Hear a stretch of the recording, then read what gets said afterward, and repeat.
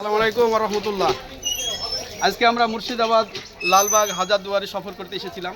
এসে আমরা প্রথম কাটরা মসজিদে আসলাম। কাটরা মসজিদে সফর করে দেখলাম এখানে টয়লেটটা বন্ধ, বিশেষ করে দেখেন এই দেখেন তালা মারা। মা বোনেদের কষ্ট দেখেন, মা বোনেরা টয়লেট করবার জন্য এদিক ওদিকে দাঁড়িয়ে আছে কিন্তু টয়লেট করতে পারছে না। এবং দুঃখের বিষয়, এটার যারা চার্জে আছেন তারা যদি এই বিষয়টা একটু ধ্যান দেন তাহলে অনেকের উপকার হবে। কিসের জন্য বলছি, যে টয়লেট বাথরুম পায়খানা এমন একটা বিষয় যে লজ্জাস্থান ঢাকার মতো জায়গা থাকে না, এবং যেখানে সেখানে টয়লেট করলে আপনারাই বাধা দেন এবং বলবেন এ মুসলিম অসভ্য জাতি।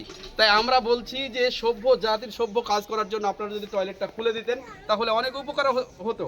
কারণ এই টয়লেট করা হয়েছে, অনেক খরচ করা হয়েছে, এখানে কর্মচারী রাখা হয়েছে, তারা কি করছে এটাই জানার বিষয়। তাই আগামী দিনে যেন এই টয়লেটগুলো ঠিক থাকে, মা বোনেরা যারা এখানে ঘুরতে এসেছেন তারা যেন ঠিকভাবে বাথরুম পায়খানা করতে পারে, তার জন্য এর কর্তৃত্ব উপর মহলে যারা আছে তাদের প্রতি অনুরোধ করছি। আসসালামু আলাইকুম ওয়া রাহমাতুল্লাহ। হ্যাঁ চলেন।